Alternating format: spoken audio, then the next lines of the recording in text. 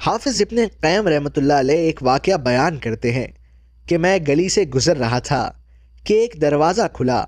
میں نے دیکھا کہ کوئی 8-9 سال کا بچہ ہے اور اس کی ماں خفا ہو کر اس کے تھپڑ لگا رہی ہے، اس کو دھکے دے رہی ہے، تو نافرمان بن گیا ہے، میری کوئی بات نہیں سنتا، کوئی کام نہیں کرتا، دفع ہو جا، چلا جا یہاں سے۔ یہ کہہ کر ماں نے جو دھکا دیا تو وہ بچہ گھر سے باہر آ گیا۔ فرماتے ہیں کہ ماں نے کنڈی لگا لی۔ اب میں وہیں کھڑا رہ گیا کہ دیکھوں اب کیا ہوتا ہے۔ چونکہ مار پڑی تھی، بچہ رو رہا تھا۔ خیر وہ اٹھا اور کچھ سوچتا سوچتا ایک طرف کو چلنے لگا۔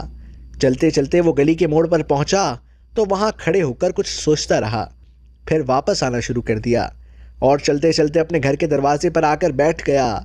تھکا ہوا تھا، رو بھی کافی دیر سے رہا تھا۔ دہلیز پر سر رکھا تو نیند آ گئی، وہیں سو گیا۔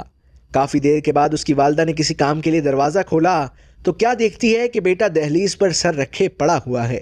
والدہ کا غصہ بھی ٹھنڈا نہیں ہوا تھا، وہ پھر ناراض ہونے لگی اور کہنے لگی چلا جا یہاں سے، دور ہو جا میری نگاہوں سے۔ جب اس نے پھر اسے ڈانٹا تو وہ بچہ کھڑا ہو گیا، آنکھوں میں آنسو آ گئے اور کہنے لگا اماں، جب مجھے تو نے گھر سے دھتکار دیا تھا میں نے سوچا تھا میں چلا جاؤں گا، میں بازار جا کر بھیک بھی مانگ لوں گا، مجھے کچھ نہ کچھ کھانے کو بھی مل جائے گا۔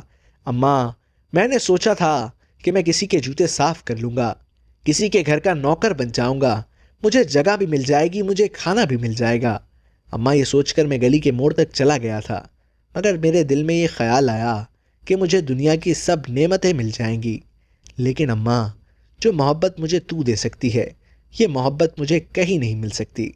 اماں، میں یہ سوچ کر واپس آ گیا ہوں اور اس در پر پڑا ہوں، تو مجھے دھکے دے یا مارے میں کہیں نہیں جاؤں گا۔ جب اس نے یہ بات کہی، ماں کی ممتا جوش میں آ گئی۔ اس نے بچے کو سینے سے لگایا اور کہا میرے بیٹے، اگر تیرے دل میں یہ کیفیت ہے کہ جو محبت تجھے میں دے سکتی ہوں وہ کوئی نہیں دے سکتا تو میرے بچے، میرا دروازہ بھی تیرے لیے کھلا ہے۔ اس نے بیٹے کو محبت سے اپنی آغوش میں چھپا لیا۔ حافظ ابن قیم رحمۃ اللہ علیہ فرماتے ہیں جب گنہگار بندہ اس احساس کے ساتھ رب کے دروازے پر آتا ہے اور اپنے گناہوں کا اقرار کرتا ہے، اپنے رب سے معافی مانگتا ہے، اس سے رحم کی امید رکھتے ہوئے سچی توبہ کرتا ہے، تو پھر پروردگار بھی اسی طرح اپنی رحمت کے دروازے کھول دیتا ہے۔